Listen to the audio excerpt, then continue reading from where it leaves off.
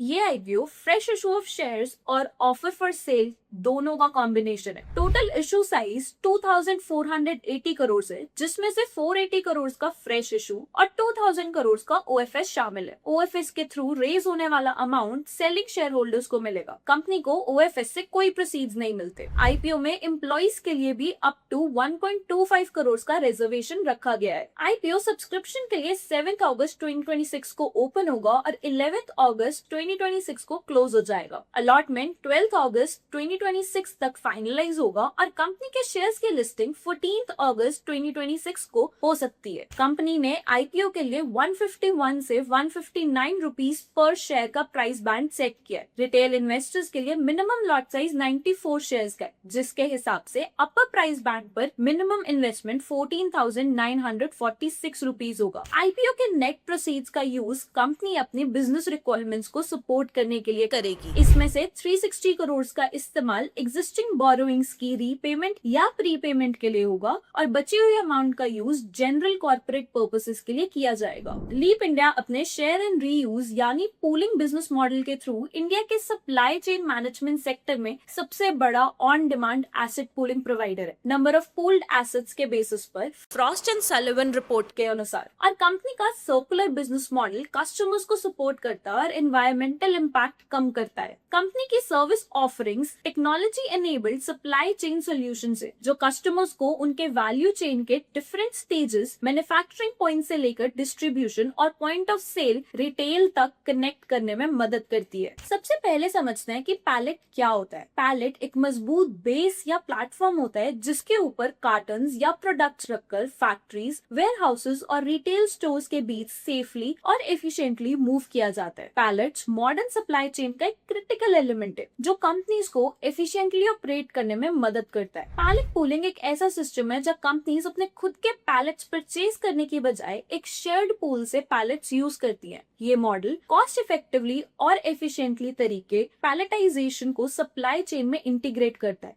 इस मॉडल में पैलेट्स के ओनरशिप और मैनेजमेंट का जिम्मा थर्ड पार्टी प्रोवाइडर्स को आउटसोर्स किया जाता है, जिससे procurement, maintenance, tracking, warehousing, space requirements, manpower और टाइम का बर्डन कम हो जाता है। अपने लार्ज एसेट बेस और पैन इंडिया नेटवर्क के थ्रू लीप इंडिया एक डाइवर्स कस्टमर बेस को सर्व करती है, जो FMCG, FNB, 3PL, e-commerce और क्विक कॉमर्स, ऑटोमोटिव और इंडस्ट्रियल्स जैसे सेक्टर तक फैला हुआ है। अब हम देखते हैं कंपनी के कुछ की स्ट्रेंथ्स को। Number 1 is market leadership with high barriers to entry. Leap India FNS report के अनुसार इंडिया के सप्लाई चेन मैनेजमेंट सेक्टर में सबसे बड़ा on demand asset pooling provider है। नंबर ऑफ पूल्ड एसेट्स के बेसिस पर कंपनी के पास 14.70 मिलियन एसेट्स ऑन ऑफर है, जो 10,100 कस्टमर टच पॉइंट्स और 29 फुलफिलमेंट सेंटर्स के नेटवर्क में स्प्रेड है। कंपनी पैलेट पूलिंग सेगमेंट में नेशनल लेवल पर कंसिडरेबल स्केल के साथ ऑपरेट करने वाला इंडिया का अकेला प्लेयर है। एफएनएस रिपोर्ट के मुताबिक कंपनी का स्केल और network, customer relationships, product quality, network effects और नॉलेज और टेक्नोलॉजी नए एंट्रेंट्स के लिए एक स्ट्रॉन्ग एंट्री बैरियर क्रिएट करता है। Second is long standing relationships with blue chip customers.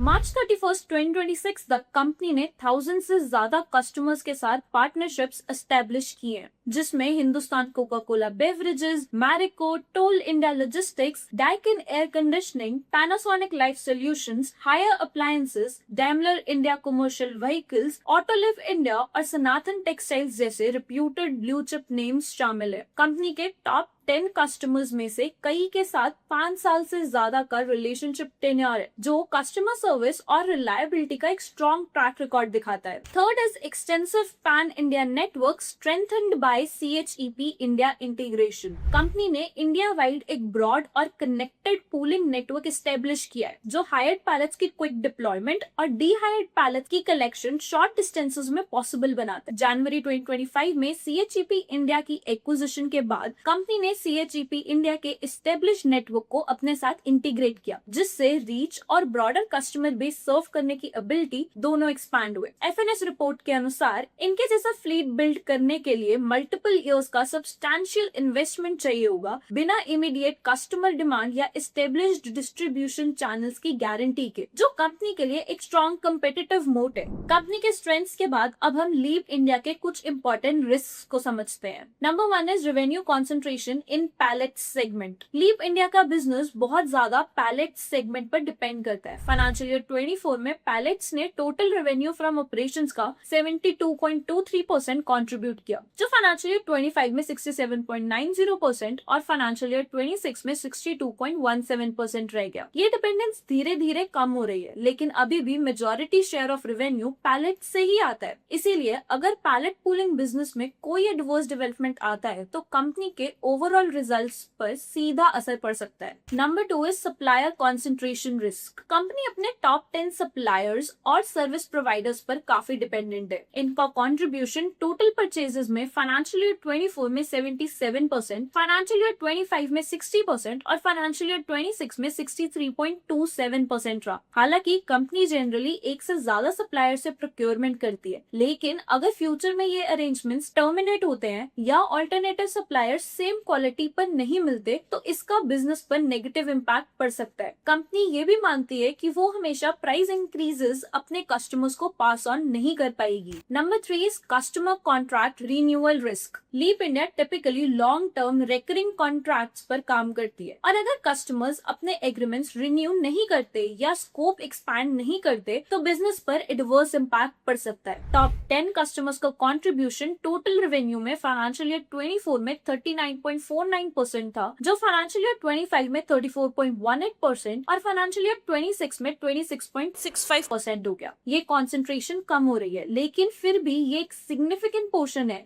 जहां टॉप कस्टमर रिलेशनशिप्स का इम्पेयरमेंट या टर्मिनेशन कंपनी के फाइनेंशियल कंडीशन को इफेक्ट कर सकता है। Number 4 is counter party credit risk. Company अपने कस्टमर्स से रिसीवेबल कलेक्ट करने में counter party credit risk face करती है। अगर पेमेंट्स में डिले या डिफॉल्ट होता है तो इसका सीधा असर कंपनी के प्रॉफिट्स और कैश फ्लोस पर पड़ सकता है। ट्रेड रिसीवेबल्स रेवेन्यू के कंपैरिजन में फाइनेंशियल ईयर 24 में 39.35%, फाइनेंशियल ईयर 25 में 42.69% और फाइनेंशियल ईयर 26 में 35.96% रहे, जो दिखाता है कि कंपनी का वर्किंग कैपिटल कस्टमर कलेक्शंस पर काफी हद तक डिपेंडेंट रहता है। Number 5 is volatility in pallet supply and pricing. Company third party manufacturers और सप्लायर्स से पैलेट्स की रिलायबल सप्लाई पर डिपेंडेंट है। पैलेट्स की एडिशंस के कॉस्ट टोटल रेवेन्यू के परसेंटेज के रूप में फाइनेंशियल ईयर 24 में 51.22%, फाइनेंशियल ईयर 25 में 43.24% और फाइनेंशियल ईयर 26 में 43.20% रहे। ये एक सिग्निफिकेंट कॉस्ट है। कंपनी के long term agreements up to 5 years तक होने की वजह से अगर रॉ मटेरियल प्राइसेस या सप्लाई चेन डिसरप्शंस के कारण पैलेट कॉस्ट बढ़ते हैं तो ये इंक्रीज कॉस्ट कस्टमर्स को टाइमली पास ऑन करना मुश्किल हो सकता है, जिससे प्रॉफिट मार्जिन रिड्यूस हो सकते हैं। बिजनेस ओवरव्यू और स्ट्रेंथ रिस्क समझने के बाद अब बारी है नंबर्स की। चलिए देखते हैं कि पिछले 3 सालों में लीप इंडिया ने अपनी ग्रोथ स्टोरी को फाइनेंशियली कैसे बैक किया है। कंपनी का रेवेन्यू फ्रॉम ऑपरेशंस पिछले 2 सालों में स्ट्रॉन्ग ग्रोथ दिखाया है। फाइनेंशियल ईयर 24 के 364.97 करोड़ से बढ़कर फाइनेंशियल ईयर 25 में 466.47 करोड़ हो गया, यानी 27.81% की ग्रोथ। इस ग्रोथ का सबसे बड़ा ड्राइवर सेल ऑफ सर्विसेज रहा, जहां पैलेट पुलिंग सर्विसेज का रेवेन्यू 250.49 करोड़ से बढ़कर 296.85 करोड़ हो गया। ये ग्रोथ कस्टमर्स को ज्यादा पैलेट पुलिंग सर्विसेज के वॉल्यूम बढ़ने और सर्विस प्राइसेस में इंक्रीज की वजह से आई। कंटेनर्स का 34.65 करोड़ से 61.16 करोड़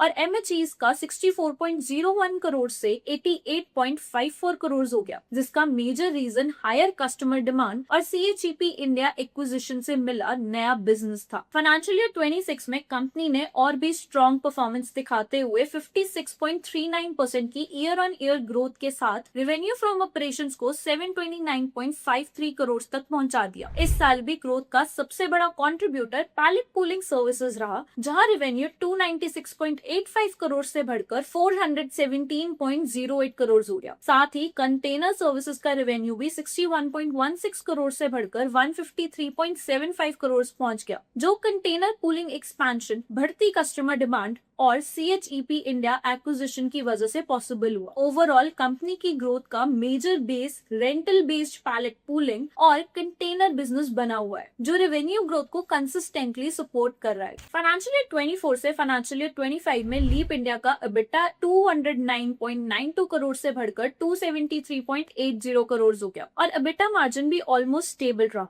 56.44% से 56.45% पर। वहीं फाइनेंशियल ईयर 25 से फाइनेंशियल ईयर 26 में EBITDA और स्ट्रॉन्ग होकर 378.83 करोड़ तक पहुंच गया, लेकिन मार्जिन इस बार 56.45% से घटकर 50.69% रह गया। यानी एब्सोल्यूट प्रॉफिटेबिलिटी तो बढ़ी है, लेकिन फाइनेंशियल ईयर 26 में कॉस्ट प्रेशर की वजह से ऑपरेटिंग मार्जिन थोड़ा कंप्रेस हुआ है। फाइनेंशियल ईयर 24 से फाइनेंशियल ईयर 25 के बीच कंपनी की EBITDA मार्जिन लगभग स्टेबल रही। इसकी वजह ये थी कि एम्प्लॉई बेनिफिट एक्सपेंस का टोटल इनकम में शेयर 16.78% से बढ़कर 18.47% हो गया, लेकिन इस इंक्रीज को अदर एक्सपेंसेस का शेयर 24.08% से घटकर 22.70% होने ने काफी हद तक ऑफसेट कर दिया। इसी कॉस्ट की मिक्स की वजह से ओवरऑल ऑपरेटिंग प्रॉफिटेबिलिटी पर ज्यादा असर नहीं पड़ा और EBITDA मार्जिन लगभग स्टेबल बनी रही। फाइनेंशियल ईयर 25 से फाइनेंशियल ईयर 26 के बीच कंपनी की EBITDA मार्जिन 56.45% से घटकर 50.69% हो गई। इसका सबसे बड़ा रीजन अदर एक्सपेंसेस का टोटल इनकम के शेयर में 22.70% से बढ़कर 28.16% हो जाना था, जिसकी वजह से ऑपरेटिंग मार्जिन पर प्रेशर देखने को मिला। कंपनी का profit after tax financial year 24 के 37.17 करोड़ से बढ़कर फाइनेंशियल ईयर 25 में 37.56 करोड़ हो गया, यानी ओवरऑल लगभग फ्लैट ही रहा। हालांकि इस दौरान कंपनी ने रेवेन्यू और EBITDA दोनों में स्ट्रॉन्ग ग्रोथ दिखाई, लेकिन इसका पूरा फायदा पैट में नहीं दिख सका, क्योंकि फाइनेंस कॉस्ट 50.60 करोड़ से बढ़कर 68.01 करोड़ हो गई और टोटल इनकम में इसका शेयर 13.60% से बढ़कर 14.02% पहुंच गया। साथ ही डेप्रिसिएशन एक्सपेंस भी 112.61 करोड़ से बढ़कर 153.73 करोड़ हो गया और इसका शेयर 30.28% से बढ़कर 31.69% हो गया। इसी वजह से EBITDA में हुई ग्रोथ का